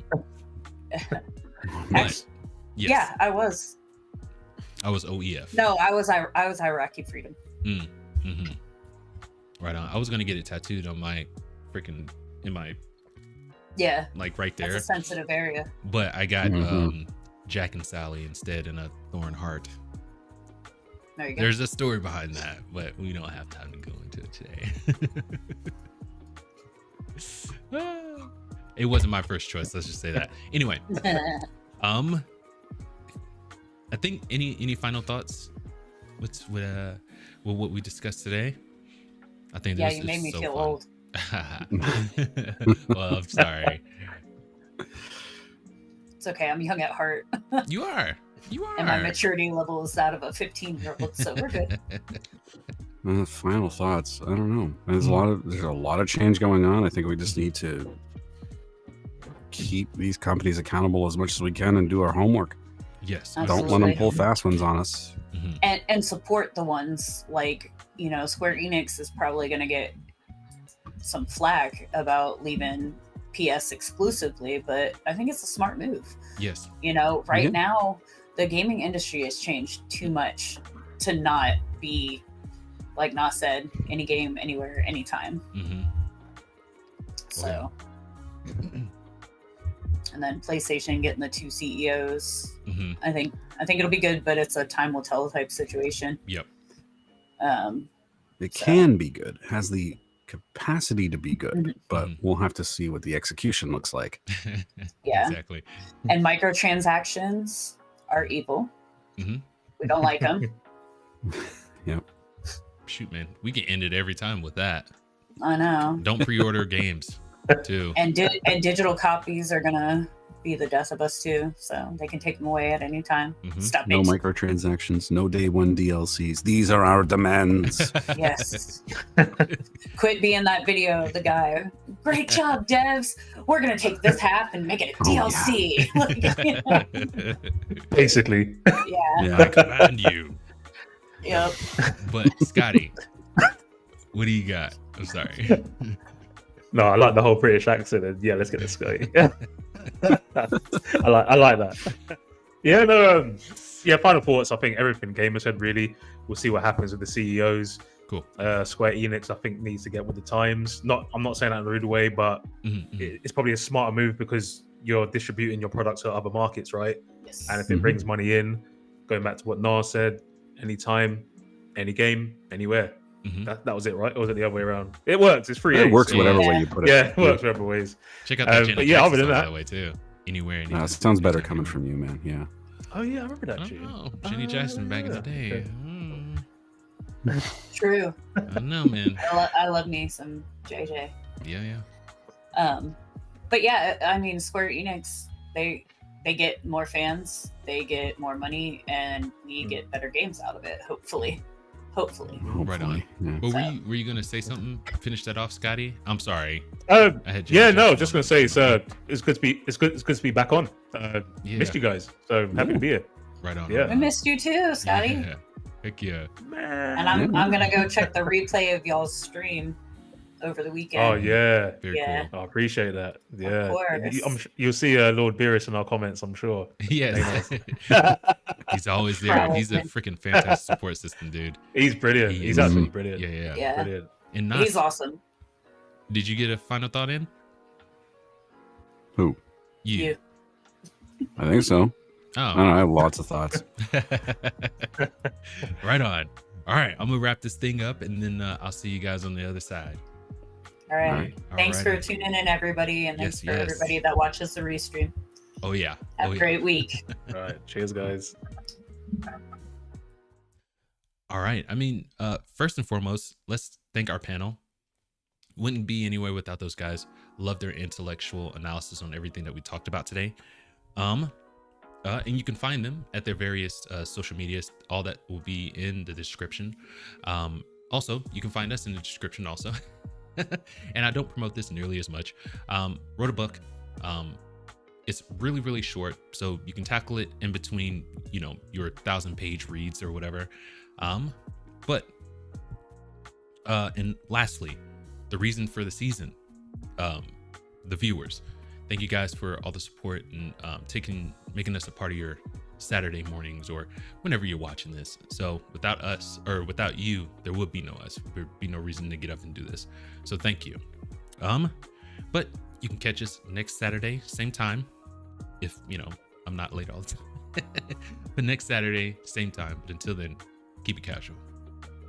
Peace.